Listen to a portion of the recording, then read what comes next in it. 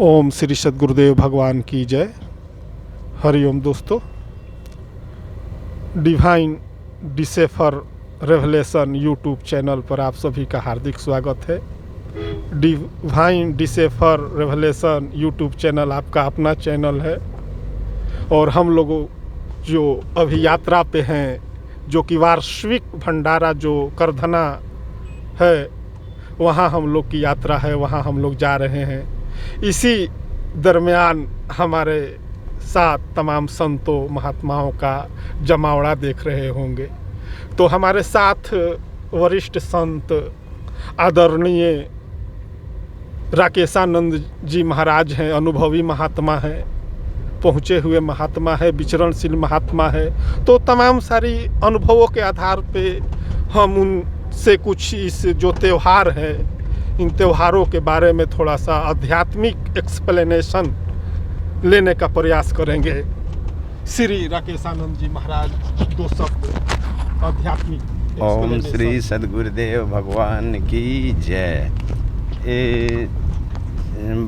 वर्षा ऋतु के बाद करवा चौथ से ठीक 11 दिन बाद दीपावली आती है और दीपावली से ठीक 11वें दिना एकादशी आती है, देव प्रबोधनी एकादशी। बीच में दीपावली, उसके पहले धनतेरस का पर्व आता है। धनतेरस का पर्व वास्तव में ये शस्त्र पूजा का पर्व है, क्योंकि 4 महीने बारिश में शस्त्र रखे रहते हैं। शास्त्रिक प्रमाण है कि चले नगर तज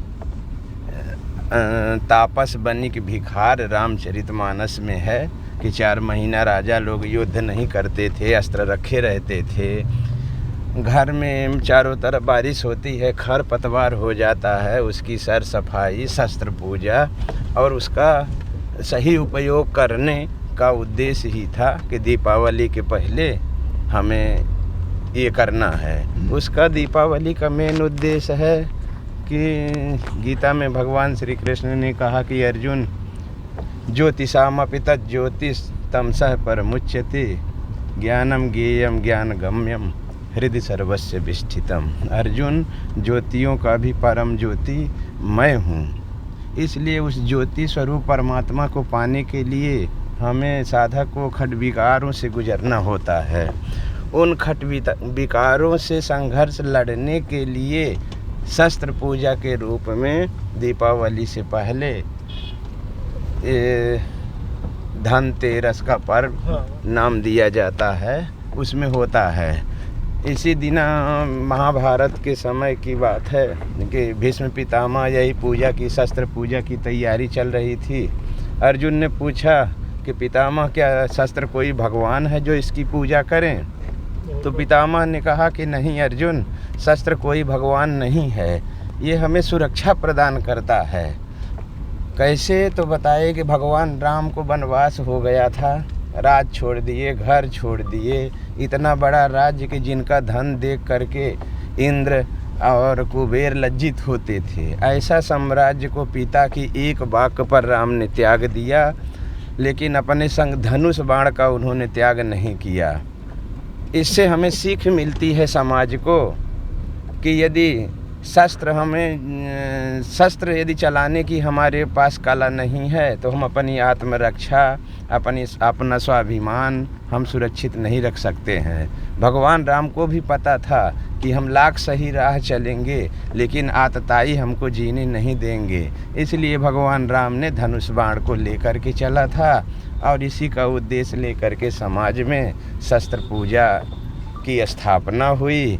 इसके बाद दीपावली का उत्सव मनाया जाता है। इस शरीर में 10 इंद्रियां हैं। आँख अपने अनुकूल दृश्य देखना चाहती है, विषयोत्तेजक।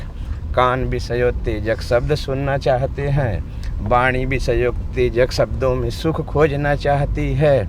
इन विकारों को हम कैसे ख़त्म करें? तो इनको ख़त्म करने के लिए हमारे समाज में मर्यादा स्थापित करने के लिए बाहर प्रतीक के रूप में ये सब दिए गए।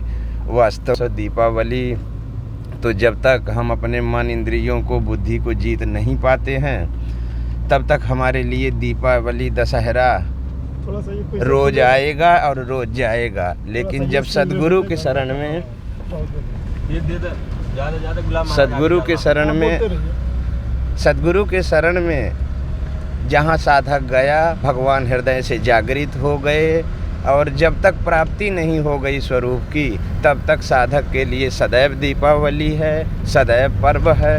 और जब तक भगवान हृदय में जागृत नहीं हुए, हमारा मार्गदर्शन नहीं कर रहे हैं, सही गलत हमें नहीं बता रहे हैं, तब तक हमारी दीपावली अभी शुरू नहीं हुई है। बाकी समाज में मर्यादित जीवन स्थापित करने के लिए दीपावली मतलब होता है दीप माने दिया, और वली मतलब होता है पंक्ति।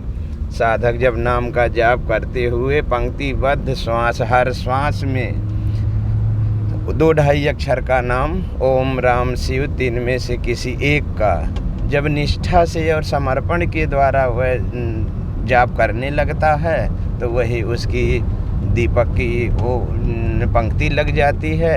राम नाम मन दीप धरु, जी दे हरि द्वार, तुलसी भीतर बाहिर रहूं, जो चाहस उजियार। इसलिए हर मनुष्य का प्रथम कर्तव्य है कि जो हमारे हृदय में कालिमा छिपी हुई है, जन्मों जन्मों से ये जो आत्मा शरीरों की यात्रा की है, उस कालिमा को मिटाने के लिए और वहाँ दीपक जलाने के लिए हमें 2-2.5 अक्षर के नाम का जाप करना होगा। भगवान हृदय में हैं। बाहर जो समाज में हम लोग देव पूजा के रूप में, मूर्ति पूजा के रूप में करते हैं, वो एक प्रतीक है, वर्णमाला है, अक्षर ज्ञान है। लेकिन जिसने भी भगवान को पाया, उस दीपावली को वास्तविकता में मनाया, वो अपने हृदय में ही दीपावली मनाए और उस हृदय में ही भगवान के राम के राज्य का उत्सव मनाए। बाहर इस समाज में मर्यादित जीवन स्थापित करने के लिए अयोध्या में हम लोगों के यहाँ मनाई जाती है। भगवान राम वहाँ जन्मे थे, लेकिन आज दीपक जलाने मात्र से और घर की सफाई कर लेने से यदि हम दीपावली का त्यौहार मनाते हैं, तो ये एक अज्ञानता है। इससे आत्मिक संबंधी कोई नहीं है, आत्मा का इसमें कोई रंच मात्र भी प्रभाव नहीं पड़ता। ये लोक मर्यादा है। वास्तविक दीपावली तो भगवान के चरणों में प्रेम, हर समय 2-2.5 अक्षर का नाम मुख में आता रहे तो सोने में सुहागा है। बोलो गुरुदेव भगवान की जय। हरिओम दोस्तों, तो जैसा कि आदरणीय राकेशानंद महाराज जी के मुखार विंद से दीपावली की हिस्टोरिकली और आध्यात्मिक पर्सपेक्टिव पे अपने दलाइल की रोशनी में, ज्ञान की रोशनी में इस त्यौहार को समराइज किया अपनी आध्यात्मिक व्याख्या से, हिस्टोरिकली व्याख्या से। तो ओम श्री सद्गुरुदेव भगवान की जय।